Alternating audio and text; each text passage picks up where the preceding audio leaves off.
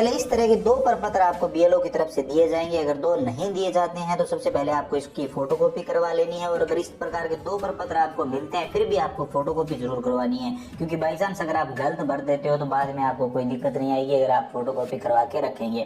तो इसमें सबसे पहले यहाँ पर आप देख सकते हैं आपको बीएलओ के कॉन्टैक्ट नंबर मिल जाते हैं, जिन पर आप कॉन्टैक्ट करके अगर कोई इस प्रपत्र में भरने में दिक्कत आ रही है और कोई दिक्कत आ रही है तो आप इनसे पूछ सकते हैं। उसके बाद यहाँ पर जिस व्यक्ति का फोटो है उस व्यक्ति का एक पासपोर्ट साइज फोटो यहाँ पर आपको चिपकाना है, तो एक आपको पासपोर्ट साइज फोटो चाहिए होगा। उसके बाद यहाँ पर इस व्यक्ति की जन्म तिथि क्या है वो यहाँ पर आप लिखेंगे, तो जो भी जन्म तिथि है वो यहाँ पर आप लिख दीजिए। तो मैं उदाहरण के लिए लिख रहा हूँ, आप अपने हिसाब से सही तरीके से यहाँ पर जन्म तिथि भर दीजिए। उसके बाद आधार नंबर वैकल्पिक है, यानी आप चाहें तो भर सकते हैं, तो आपके पास आधार नंबर होंगे तो आप यहाँ पर आधार नंबर भर दीजिए। उदाहरण के लिए मैं कुछ भी दे रहा हूँ, आप अपने हिसाब से सही आधार नंबर यहाँ पर भरेंगे। उसके बाद आप अपने मोबाइल नंबर यहाँ पर लिखेंगे, तो चलिए मैं उदाहरण के लिए कुछ भी मोबाइल नंबर लिख देता हूँ, आप सही तरीके से अपने मोबाइल नंबर लिख दीजिए। उसके बाद यहाँ पर पिता या अभिभावक का नाम, अब ये नाम आपको अपने आधार कार्ड के अकॉर्डिंग नहीं लिखना है, ये नाम आपको अपने वोटर कार्ड के अकॉर्डिंग लिखना है। हो सकता है कि आपके वोटर कार्ड में नाम थोड़ा बहुत गलत हो, लेकिन क्या फर्क पड़ता है, वो बाद में आप सही करवा लेना। अभी आपको वोटर कार्ड के अनुसार ये सारी डिटेल डालनी है।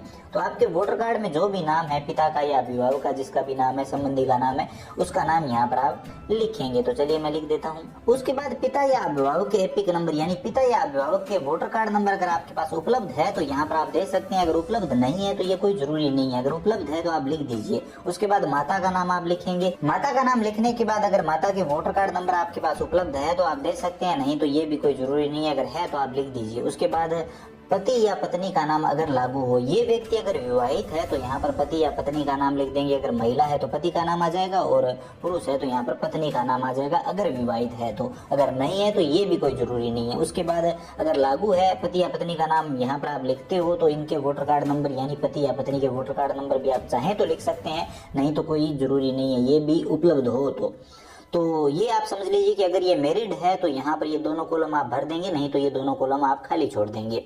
तो यहाँ तक तो ये डिटेल वोटर कार्ड के अनुसार इस व्यक्ति की आ जाएगी। उसके बाद ये जो नीचे वाले 2 कॉलम है इनमें आपको थोड़ा सा ध्यान देना है। अब इस व्यक्ति का नाम अगर 2002 की वोट लिस्ट में है, यानी लास्ट एसआईआर में है, यहाँ पर आप देख सकते हैं, इंग्लिश में होता तो शायद यहाँ पर आप एसआईआर लिखा हुआ देखते, तो यहाँ पर ये एसआईआर की डिटेल मांगी जा रही है। यानी लास्ट एसआईआर 2002 में हुआ था, तो 2002 की वोट लिस्ट में इनका जो नाम है वो यहाँ पर आप लिखेंगे। एक बात यहाँ पर समझ लीजिए, कई बार होता क्या है कि 2002 की वोट लिस्ट में इनका नाम थोड़ा सा अलग था, उसके बाद इन्होंने करेक्शन करवा लिया।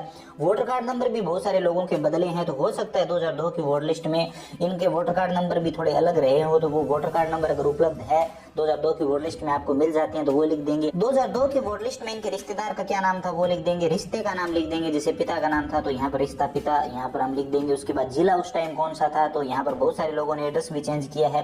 विवाहित महिलाओं में होता है कि एड्रेस बदल गया है, वो पहले पियर में रहती थी अभी ससुराल में रहने लगी है तो एड्रेस चेंज हो जाता है, तो ये 2002 वाला एड्रेस आपको लिखना है। 2002 में वो कहाँ पर रहती थी और उस वोट लिस्ट में अगर उनका नाम है तो वो कहाँ का है, तो वो एड्रेस आपको यहाँ पर देना है। राज्य का नाम लिखेंगे, तो चलिए हम उदाहरण के लिए लिख देते हैं। उसके बाद विधानसभा निर्वाचन क्षेत्र का नाम, ये अगर आपको नहीं मिलता है तो आप 2002 वाली वोट लिस्ट निकाल लीजिए। 2002 की वोट लिस्ट कैसे निकाली जाती है इस पर मैंने कंप्लीट डिटेल में वीडियो बना रखा है, वो वीडियो देखकर बहुत ही आसानी से आप चुटकियों में अपने मोबाइल से ये वोट लिस्ट निकाल सकते हैं। उस वोट लिस्ट में आपको विधानसभा क्षेत्र यहाँ पर देखना है, वो आपको यहाँ पर मिल जाएगा।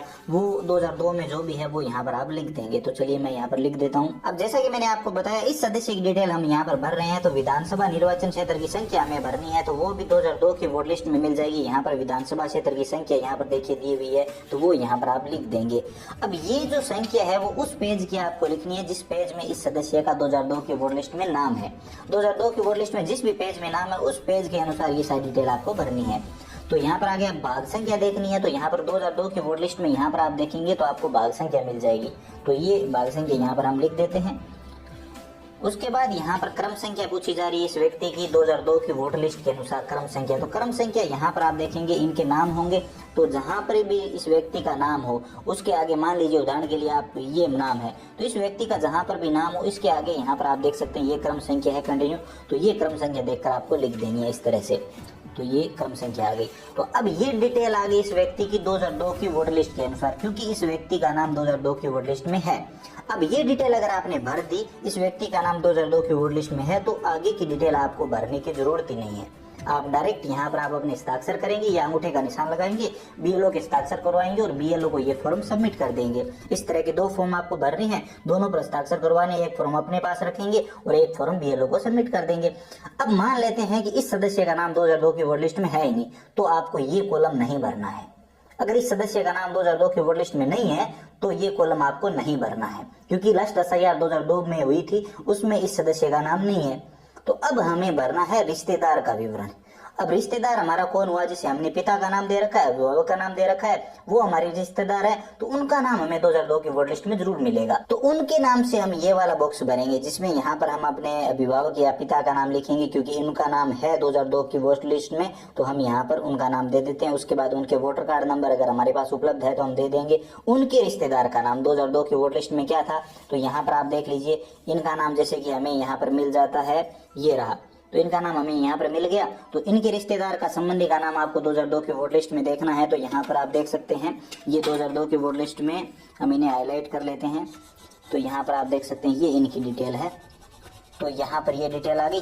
तो अब इनके रिश्तेदार का जो नाम है वो हमें लिखना है।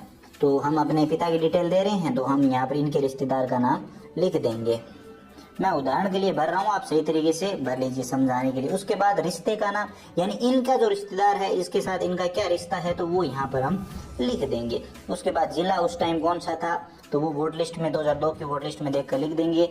राजस्थान, हम यहाँ पर स्टेट लिख देते हैं, आप अपने हिसाब से लिख दीजिए। विधानसभा निर्वाचन क्षेत्र मैंने आपको बताया, यहाँ पर वोट लिस्ट के ऊपर लिखा हुआ मिल जाएगा, वो यहाँ पर आप लिख दीजिए। उसके बाद विधानसभा निर्वाचन क्षेत्र की संख्या, जैसा कि मैंने आपको बताया, यहाँ पर मिल जाएगी, तो वो यहाँ पर आप देख कर लिख दीजिए। उसके बाद भाग संख्या मैंने आपको बताया, यहाँ पर मिल जाएगी, तो जो भी है यहाँ पर आप लिख दीजिए। उसके बाद क्रम संख्या, तो यहाँ पर इनका नाम ये हमें मिल जाता है, तो इनकी क्रम संख्या रहेगी 267, तो हम यहाँ पर 267 ये लिख देते हैं। तो ये कॉलम हमने भर दिया।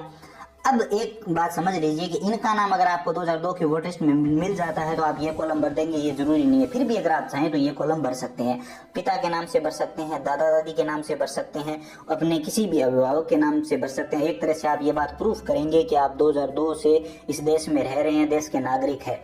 तो अगर आपका नाम नहीं है तो आप अपने रिश्तेदार की डिटेल दे सकते हैं, और जिस भी रिश्तेदार की डिटेल दे रहे हैं, जैसे हमने यहाँ पर इनके पिता की डिटेल दे दी, तो पिता की डिटेल दे दी, तो पिता के नाम जिस भी 2002 की वोट लिस्ट में पेज में है वो पेज हमें साथ में लगाना है। तो ये पेज हमने साथ में लगा दिया, इस तरह से अटैच कर दिया, तो हमारा काम कंप्लीट। 2002 की वोट लिस्ट आप फोन से निकाल लेंगे और उसके बाद वोट लिस्ट वाला पेज इसके साथ लगा देंगे। अब एक सबसे बड़ा सवाल विवाहित महिलाओं से संबंधित कि 2002 की वोट लिस्ट में उनका नाम नहीं है, क्योंकि उनका नाम बाद में जुड़ा है, उनकी उम्र कम है, तो वो किसके नाम से ये कॉलम भरे, अपनी पति के नाम से, ससुर के नाम से, या फिर माता पिता के नाम से।